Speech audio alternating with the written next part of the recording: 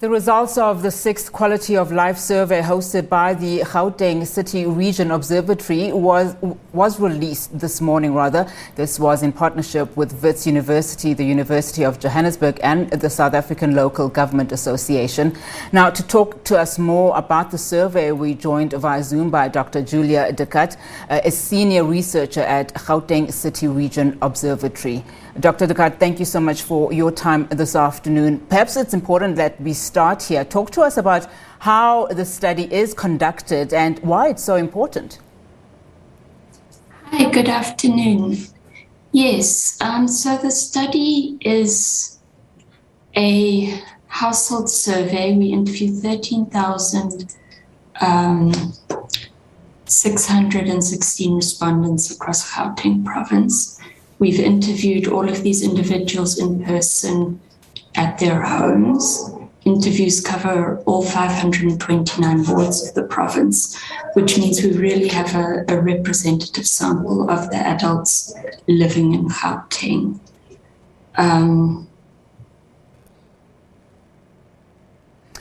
Dr. de Kadt, now one of the things that you've been hailed by is that your study has revealed that between 2018 and 2021, Gauteng residents' satisfaction with national government plummeted from 42% to 33%. But satisfaction with Gauteng province has dropped even more to from 44% to 29%. Talk to me a little bit more about some of your findings, particularly around satisfaction with government.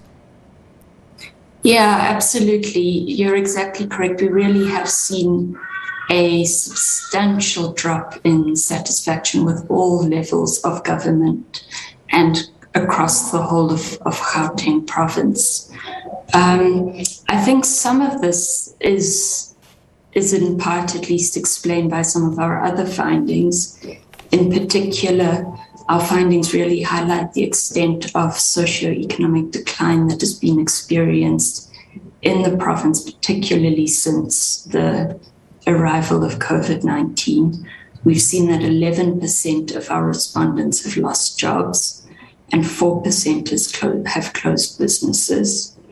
And although there is some good news in terms of the reach, for example, of the social relief of distress grant, with almost 1 in 4 households reporting that an adult benefited from this grant, people have really experienced enormous economic and other forms of hardship.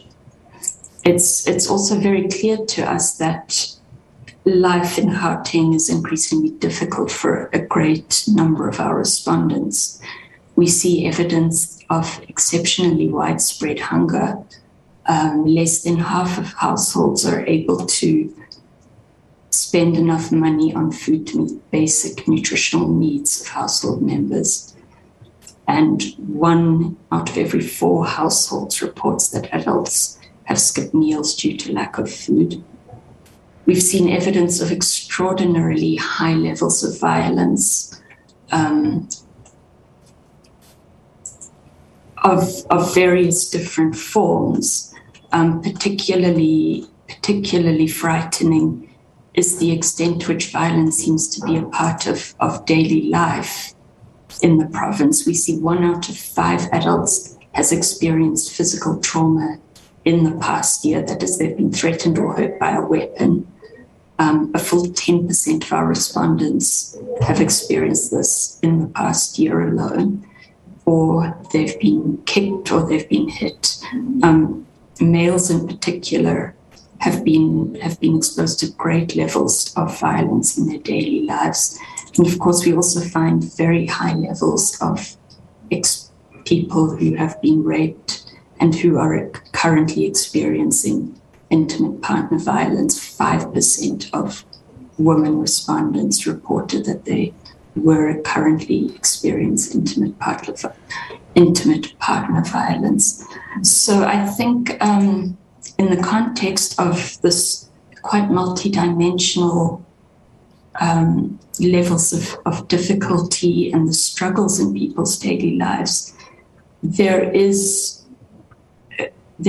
growing dissatisfaction with government, and particularly a sense that government has to some extent not taken care of residents as residents might have hoped. I think it's really important to note that overall 62% of our respondents were satisfied or very satisfied with government's response to COVID-19 itself. But if we look a little deeper, we see very substantial concerns about levels of corruption.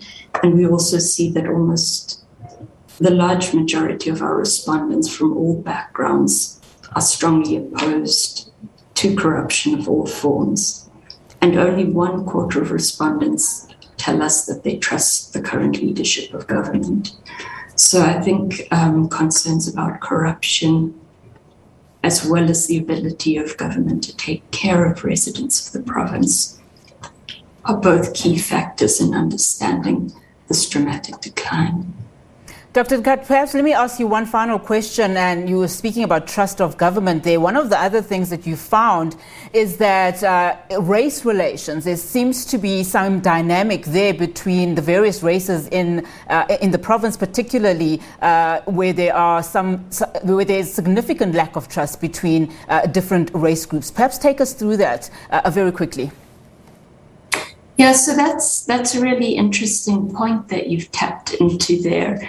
And we have seen some generally positive results in our findings on social fabric in the province. For example, that we do see a notable increase in community and trust within neighborhoods. But as you've mentioned, although fewer people are agreeing that blacks and whites will never trust each other, so that is good news. It means that more people think blacks and whites may come to trust each other. The levels of distrust are very different across population groups. We see that only 25% of our white respondents believe that blacks and whites will never trust each other. This is down from 40% in 2017-18. If we then look at our Black African respondents, only a full 67, so more than 2/3 of Black African respondents agree that blacks and whites will never trust each other.